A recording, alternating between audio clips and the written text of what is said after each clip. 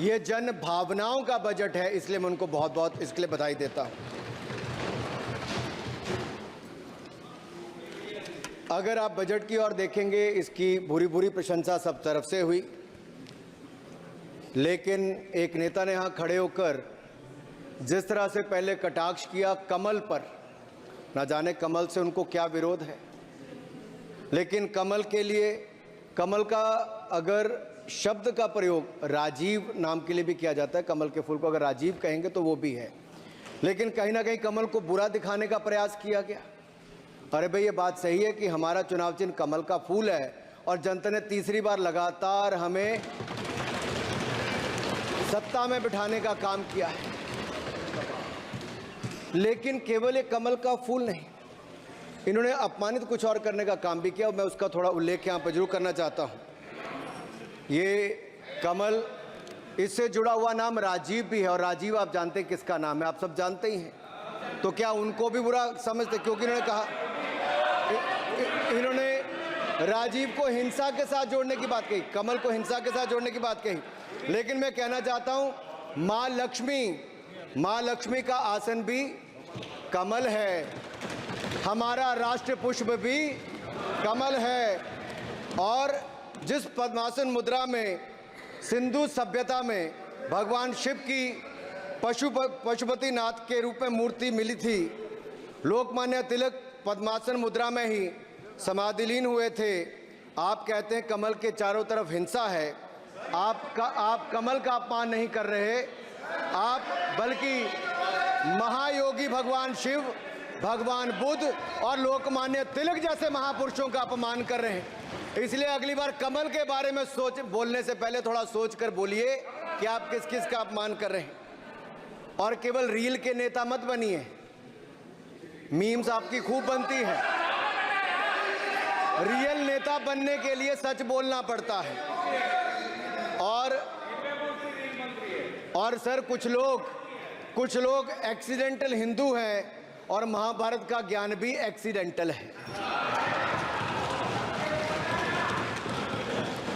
और उस नेता के अलावा और कौन नहीं जानता कि महाभारत में अभिमन्यु का वध 7 महारथियों ने मिलकर किया था, जयद्रथ, दुर्योधन, दुशासन, कर्ण, द्रोणाचार्य, कृपाचार्य और शकुनी।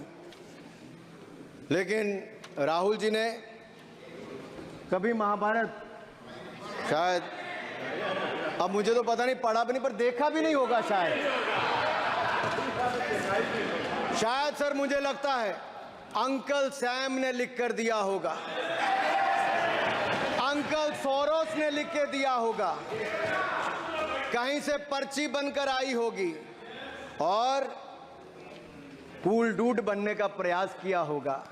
मैं इतना ही कहूंगा, कल जो चक्रव्यूह में फंसाने की बात कर रहे थे, वो कर्ण को करना कह रहे थे, कृपाचार्य जी को कृपचाय बोल रहे थे। चलिए छोड़िए उसको। अध्यक्ष जी, कल तो ऐसा लग रहा था सदन के अंदर महाभारत पर इतना सारा ज्ञान दिया गया कि एक समय ऐसा लगा BR चोपड़ा के महाभारत के धारावाहिक का संगीत गूंजने लगा हो। और कहीं ना कहीं उन्होंने एक बार महाभारत पढ़ने के लिए फिर प्रेरित किया, मगर इस बार महाभारत पर मैंने एक नई पुस्तक पढ़ी जो उनकी पार्टी के विद्वान सांसद, जो इस सदन के सदस्य भी हैं, उन्होंने लिखी है, और उस पुस्तक का नाम है the great Indian novel. Rahul ji को अगर महाभारत और चक्रव्यूह के विषय में विस्तृत जानकारी लेनी है तो अपने उस सांसद से वो संपर्क कर सकते हैं। और मैं बताऊंगा, शशि थरूर जी ने, शायद वही राहुल गांधी जी को बता दें या बताएंगे, नहीं तो मैं बता देता हूं कि आपने महाभारत और भारत के स्वतंत्रता संघर्ष को मिलाकर जो उपन्यास लिखा है, उसके पात्र कौन कौन हैं। इस उपन्यास में धृतराष्ट्र के रूप में किस नेता को दिखाया गया है, कौरव किस पार्टी को कहा गया है, इस उपन्यास में प्रिय दुर्योधनी कौन है। जब राहुल जी को इसका पता चलेगा तो मुझे लगता है कहीं ना कहीं शशि थरूर जी पर कार्रवाई ना हो जाए। लेकिन क्या है साहब, ये लोग तो संविधान दिखाते थे, पढ़ते नहीं थे। मैंने उस दिन पूछ लिया कितने पन्ने होते, तो वो भी नहीं बता पाए। मैंने उसके बाद पूछा कि ये जो आप संविधान की कॉपी लेकर चलते हो, इसका प्रीफेस पढ़ा है, इसका फॉरवर्ड पढ़ा है, इसकी प्रस्तावना किसने की है? के वेणुगोपाल जो सॉलिसिटर जनरल इनकी सरकार के समय भी रहे होंगे, सीनियर एडवोकेट हैं, या गोपाल शंकर नारायण जो सीनियर एडवोकेट हैं, उन्होंने उसकी प्रस्तावना की थी।